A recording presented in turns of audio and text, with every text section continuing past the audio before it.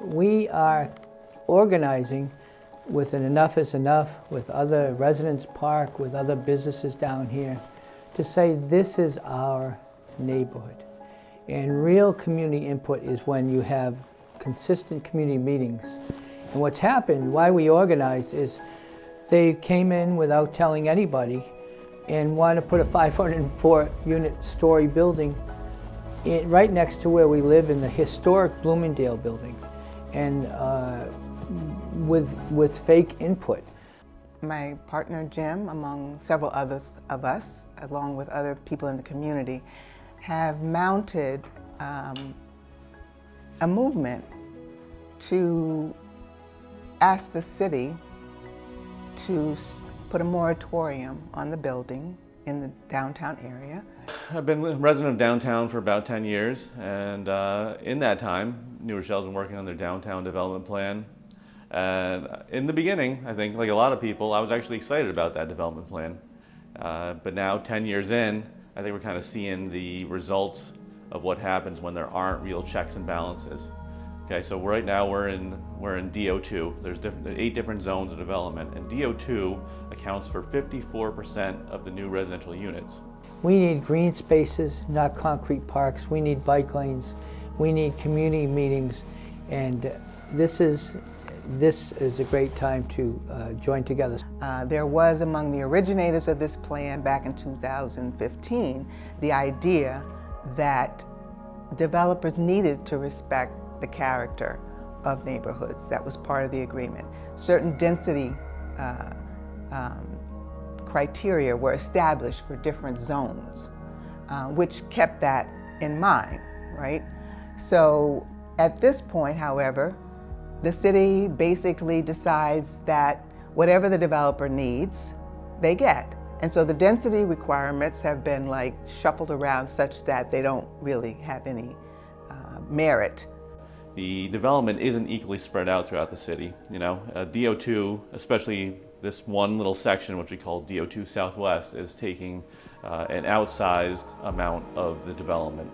So with the traffic, we're going to have a major problem, particularly in this area that's been referenced around Main Street Center Division, because they are sort of the major arteries, and we are already experiencing enormous problems.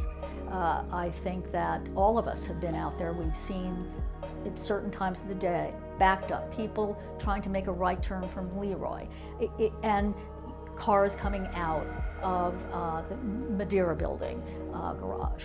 And when you look at the new plan that 570 is trying to push, they are putting all these entries and exits out into these areas.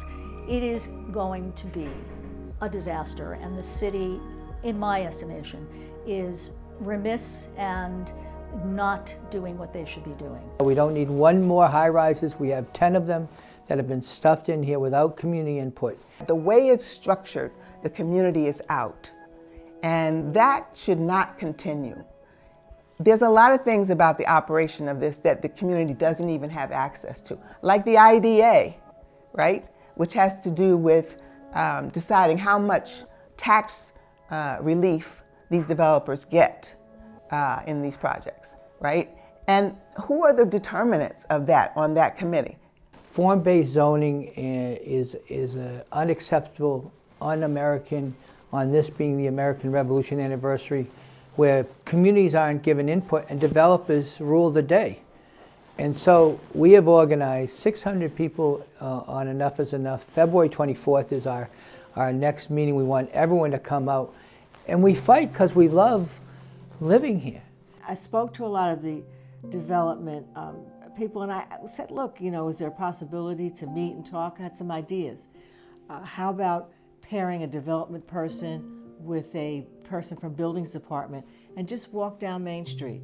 And I was told that they have a budget to help the small business owners refurbish the fronts of their buildings. So why don't you walk down and, tag, like I see tiles missing from buildings, pieces of brick missing from buildings, have those repairs discussed and done, and help them with new awnings, new lettering on their windows, and great conversation on the front end, but no follow-up.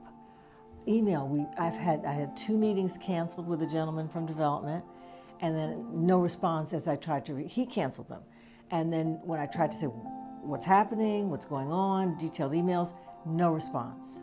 And so I came away thinking that this is a train that has run away.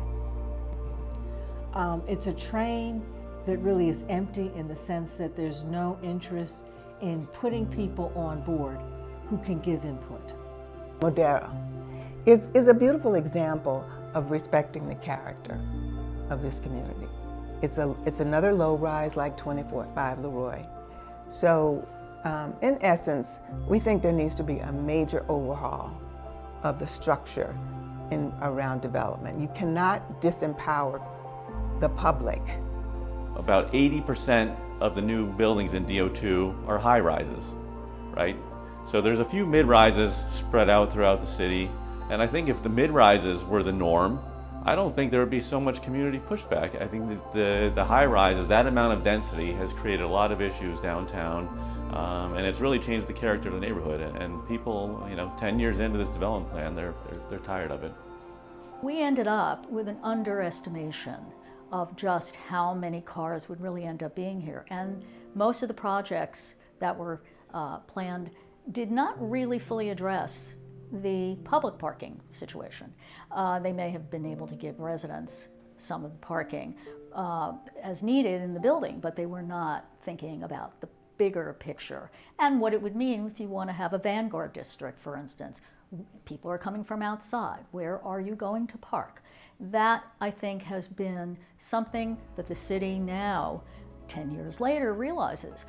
However, they're still going ahead and building extra buildings beyond what probably is necessary at this point. See, the overwhelming theme, I think, is they don't hear or they don't listen.